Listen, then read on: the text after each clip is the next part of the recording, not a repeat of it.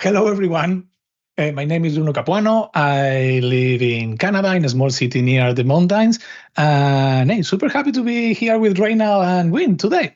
And what I am going to do, I am going to try to show. We talk a lot about AI. We have amazing sessions from Rishab right now, earlier from Pamela. We talk about a lot of RAG and more. But this all came from a single space, which is called AI. And this today I'm going to show you when we talk about, okay, let's do a chat completion. Let's do A, B, and C, how we can code that and really how this means. Rishab did the demo using using LangChain. I am going to use mostly semantic kernel. But hey, let's take a look because at the end I want to try also to make a real demo, crossing fingers to make it work. So let's start here to see what we have. I have here a clean Visual Studio Code with a console application in .NET. This console application has not code at all. It's just a hello world console application with a console write line. This console application have installed a couple of dependencies to get secrets, to get keys, also the semantic kernel, a fancy console, and more. But I want to show you, I want to switch gears a little, and I want to start to talk about why we are here. And we talk a lot about AI and we talk about this. So this is Azure AI, Azure AI Studio. This is kind of the entry place that we have in Azure to start to play around with AI. One of the things that we have, which is amazing, are models. We have so many models. Of course, we have OpenAI models, we have GPT-4 models, we have DaVinci's, we have the text embeddings ABI, we have a lot of models, but we also have models from Mistral, in example. We also have Llama models from Meta. We even have the latest and greatest 5 model that was released yesterday from Microsoft Research, which is a small model. It's not a large language model, it's a small language model. When I say small, it's compared to the big one, but it's super powerful. And the whole idea is that I can go here, I can pick up these models, and I can host a model. So in example here, I pick up Phi. This is my Phi model, and I can start to use my model. I can go here and test my model and start to do something like, hey, you know what? Let me copy here. Let's try to write a joke about kittens. So I can ask this to the model, and hey, the model, if you ask models to write jokes, not a good idea, they're not very good, but hey, why don't kittens play poker in the jungle? Too many cheetahs. Okay, my accents really don't help to say the joke. But it all came, so how this works. So I can go here to a playground when I have access to all of my models, and I can start to see that I can do a couple of things with the model. And this is kind of different type of scenarios where I can use models.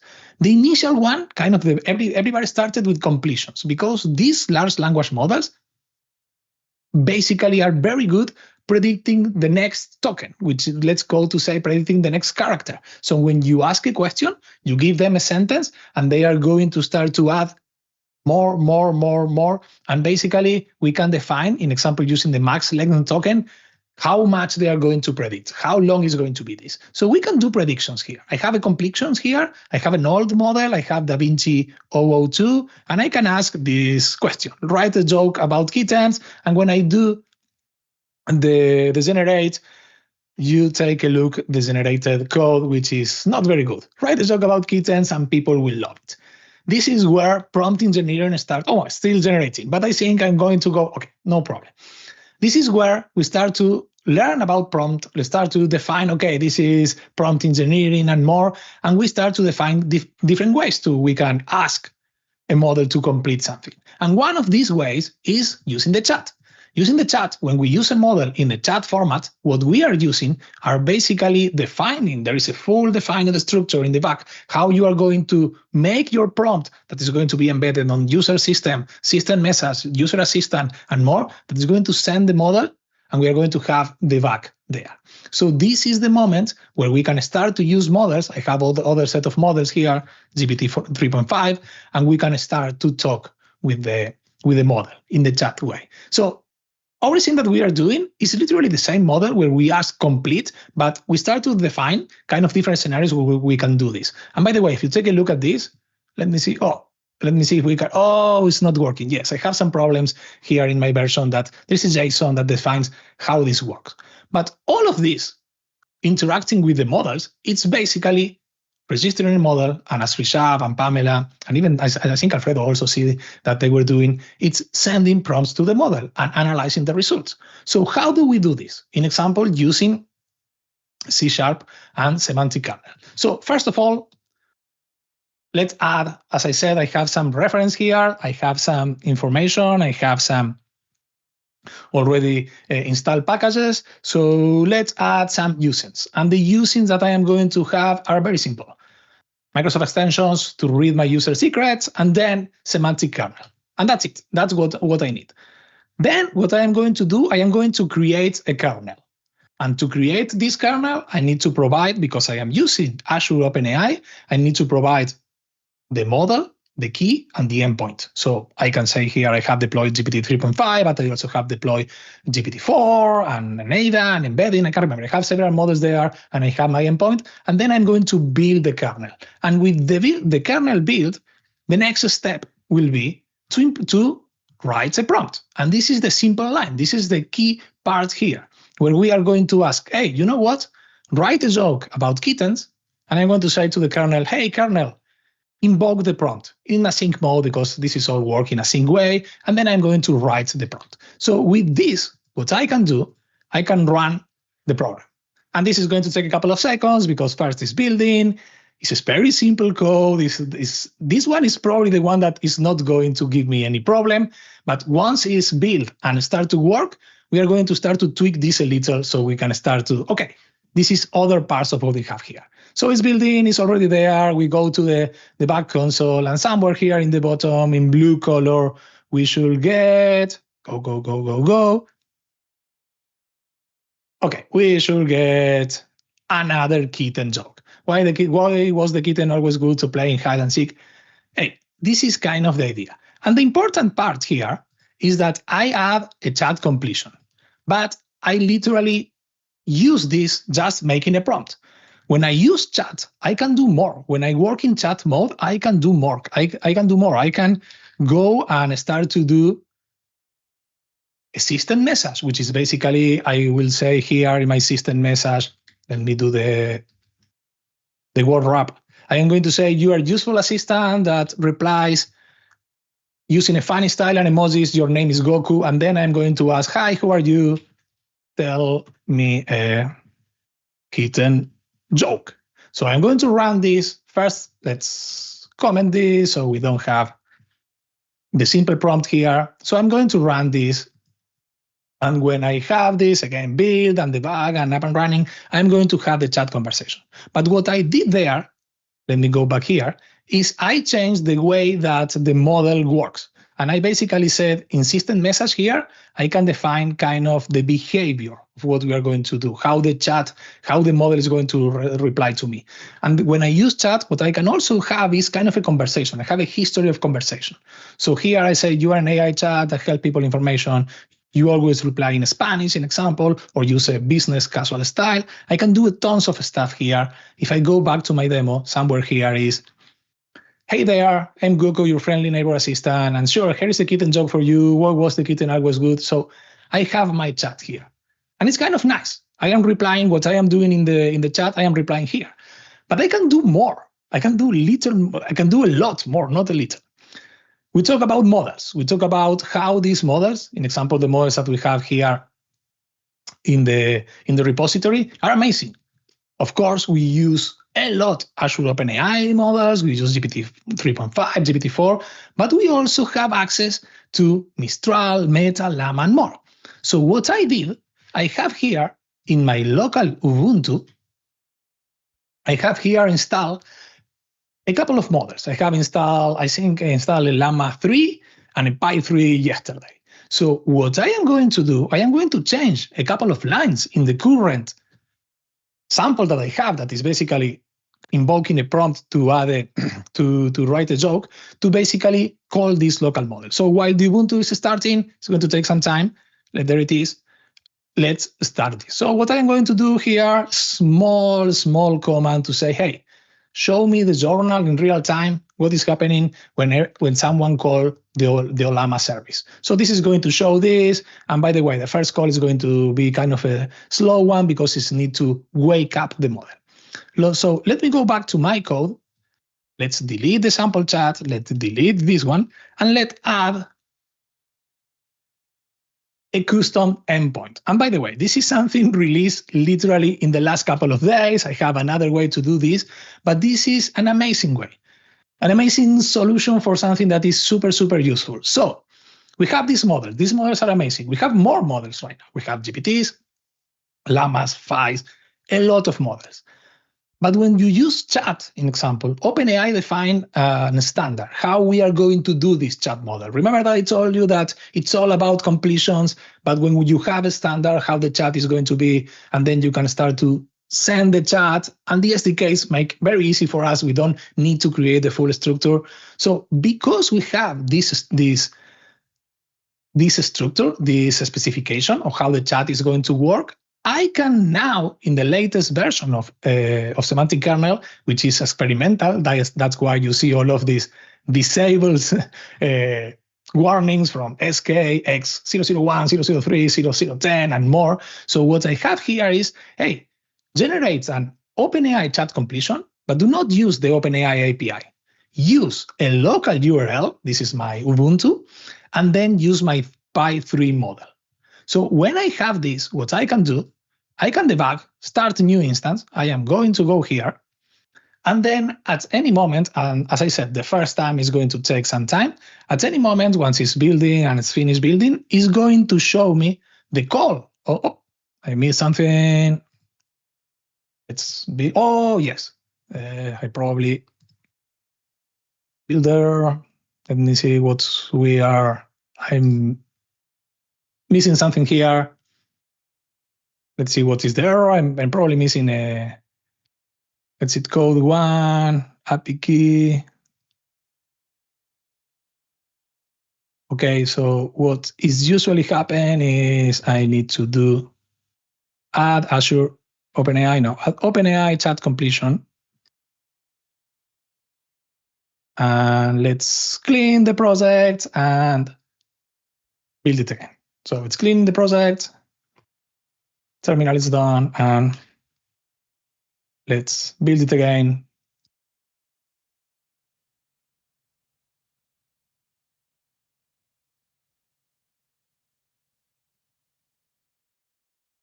And I think I still have, it should be working now. Let's debug it.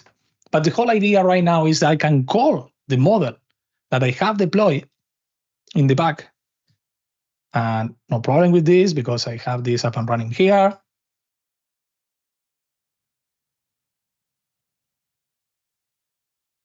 So because this is a live demo, what I have here is literally the same model where I can start to do more. But the whole idea is I can call and run my Llama model. So one more time, let's see if it's this one or this one.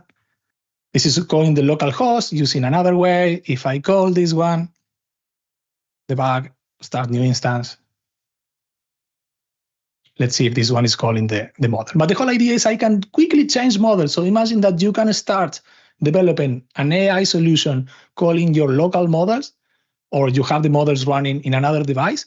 And then when you switch this, when you get to a point that is working, you switch to the cloud. You start to use the model so they can scale in the cloud. So you see now we have the call. I have here some exceptions because it's probably not the one. Oh, Llama 2. Sorry, I was calling Llama 2, and this is Llama 3. Let's run this one more time. And this is where you can see also that this is live.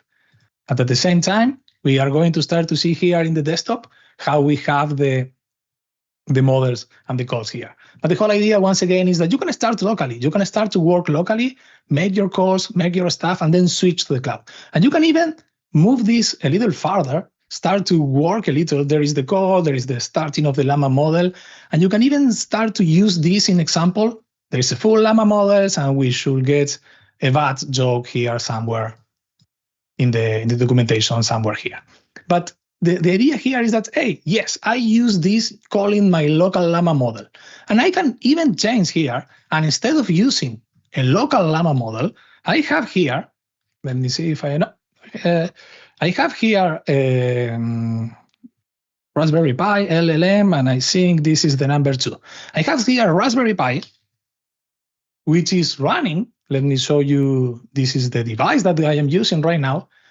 It's a Raspberry Pi with 8 gigabytes of memory RAM, and this one, it's also using.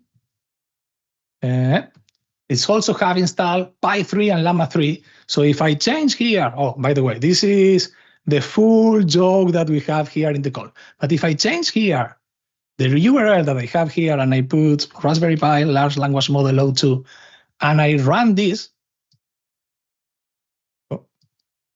debug, start new instance, somewhere here, if I start the Olama journal, I will get the call, I will get the response and more. So think about that. You're going to start building your solution using a local model, using a model deployed with Olama, in example. Olama is an option here in another machine, and then you can switch to the cloud whenever you need it. And as I said, this is running in a very, very small device. This is my Raspberry Pi running right now. So you can run models here, and models like Pi 3 are great for this because they are small and they can give you the chance to do this. But once you know you can do this, what else we can do? So Pamela and Rishabh, they talk about memory. I will give this a couple of more seconds until we have the tensors. Remember, this is a very, very small model. And I want to show you how we can use this, because we can also do with semantic kernel memory. And similar to LangChain, semantic kernel also have the chance to give some connections, some extension points to connect to AI Azure Search and to other memory vectors, whatever. So sorry, I am waiting for the call because this is literally a small language model running in a very small device. So I'm hoping that we have the response anytime soon. It works faster early. Otherwise, I will share the code and steps so you can run this at home if you have a Raspberry Pi. But once this one is running, let's take a look at what else we can do. So while it's loading and working and more should be here, there is another way that we can do this. So let's take a look at this code while the program is running. So here, similar to what we did before, we have some semantic kernel code. And what we are going to build here is a memory builder. So we have the memory builder, which is amazing. And we are going to, as Rishabh explained, we are going to pick up some information, and using a model, this is going to be an ADA 002, we are going to create embeddings. And we are going to store this in memory. We are going to store in a volatile memory store. We can store this in Quadrant. There are a couple of extensions here to use other providers, but I am going to build the memory. And once I build the memory, next step for me will be, hey, let's add some information. So we have here memory save information, a memory collection, and I have some text, some ID, and some context. By the way, going back here, this is finished, and this is a joke generated by a small language model, Pi 3, in a Raspberry Pi, which is kind of cool if you start to think that you can run this in a low-power device. So going back to memory, what I have here is I have information about Gisela's favorite superhero. This is my friend from Spain. She's the one that helped me with this. Also, my favorite movie and more. And then I have questions. But this is important. This is interesting. I have questions in English about these movies, and I have questions in Spanish. This is the power of large language models. And this is all how this vector search works. What I am going to do, I am going to iterate through the questions, ask the memory about the question, and show in a table. I am using Spectre, a super cool program here to show the table in the output here. So let's take a look and let's run this. And I see some questions in the chat. I'm going to try to go there later. So I have the oh my God, sorry. I was trying to debug. Oh, there it is. Go up. So what the table is going to show is the original question, and it's going to show the answer. But it's important because we are using this memory search, vector search. The first question, which is what is Bruno's favorite superhero? This is going to be Invincible, which is related to the item number 3. And the questions in Spanish, because yes, the accent, you probably notice, hablo español. ¿Cuál es el superhéroe favorito de Bruno? What is Bruno's favorite superhero? Is info 3 is the same. And by the way, same for the other one. So this is super cool because out of the box, we have a lot of benefits by creating embeddings and putting our full solution working with putting in our full information working in a vector database. But how do you apply this? What you can do with this? And by the way, there are more demos. I am working based on time constraint. What you can work with this? What you can build with this? So let me go here to my full demo. So this is one of our standard .NET sample demos. And this is one that we created for show how we can use Docker. Right now, when you do .NET, one of the cool things that you have when you create a .NET web app, in example, is that you can, by default, publish a .NET web app directly to Docker. So here we have an API. This is locally running. I have an API product that is going to load a database of products and is going to show me the products. And then I have here also a front-end application, store application that, yes, you guess it, is going to use that backend and is going to show me a list of products in a super simple list of products. So when I do products, it's called the backend and show me stuff like a cookware, camping tent, or whatever. But then with using what we see about prompting, memory search, and more, we can quickly, literally, in 10 lines of code, make our application more smart adding some AI search. So right now I can do something like an example, do you have any cool tent? And by the way, the prompt here is supposed to give answers in a funny way. Hey, you're looking for a cool tent, huh? Well, look no further because we got the perfect one for you. Our camping tent is yada, yada, and this is the product that we have. We are only showing one. The way that this is built is going to pick up, make a memory search, find the first product, and show the information about the product. If I do something by, I don't know, I need something for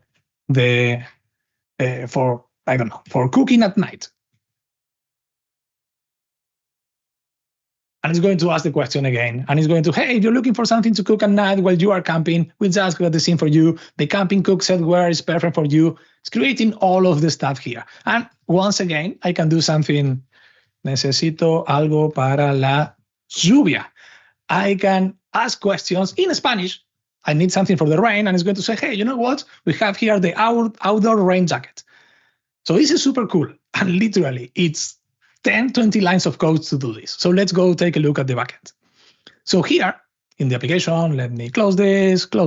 I am going to stop both applications because they work. I don't want to tweak this. So let's here in my backend, I have my endpoint and I have my product endpoints that have here the API. And the API is going to use a memory context search that internally is going to create the response.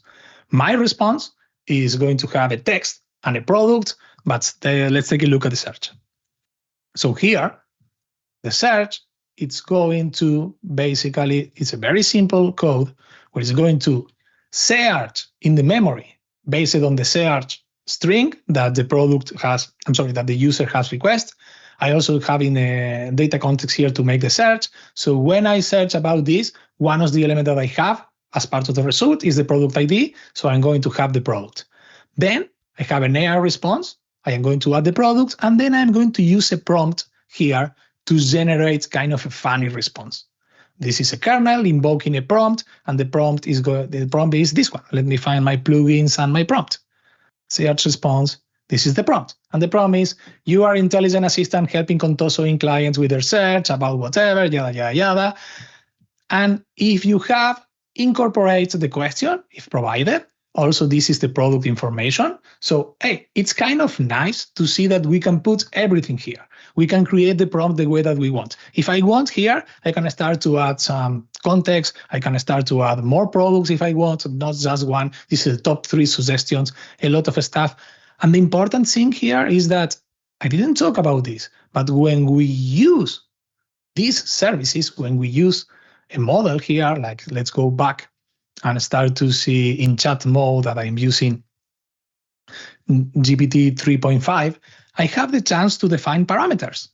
And what are these parameters? So basically, I can define how many tokens I want to use, the temperature is how creative the model should be, and then I have other parameters here, like the top priorities, top sequence, and more that basically help me get the best of the model. But everything that I am doing here, I can also do this when I have a prompt here, and in this case, I have a config.json file that is basically defining how, when you call the prompt, you need to do that. So I can define here, as you see, the max tokens, I have the temperature below, top priority, and by the way, this is the one that I add, and there are more, or if I only need the max token, that's it.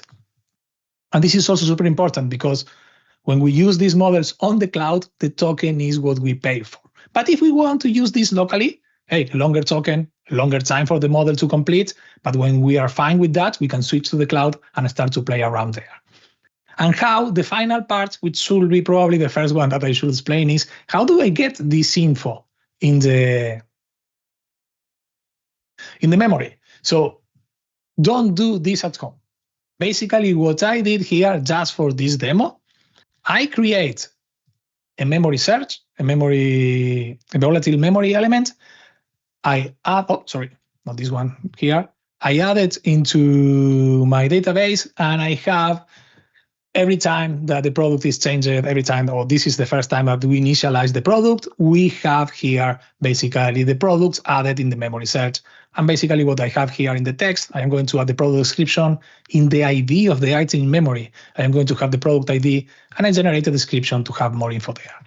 And this is the moment that if you want, instead of using a volatile memory, because I have only 10 products, which is fine, but you probably need more, you can also use, if you want, Azure AI Search, where you're going to have your products in a super scalable, in amazing way to do it, an amazing way to search and do more. But this is kind of a nice and easy one to start to learn the basic concepts here. So quick recap and to see what we have here. We see how we move to chats, completion, and concepts that we have around large language models to code, to see how we can invoke a simple prompt. We also see how we can tweak the parameters of the models and the prompts. We can run models on the cloud and locally. We can create a memory and do search. I love the much better explanation that my friends did before me about how the memory search works. And then, hey, this is a real sample application on how this works. And lucky me, it works. I was afraid that I am going to get a timeout from my code space that this was working. So I hope you like it. If you want to know more, start to search about Semantic Kernel. There are so many things that we can do there. We are going to publish a lot of tutorials, a lot of text, a lot of stuff in the near future to help you do this, even if you can do it right now.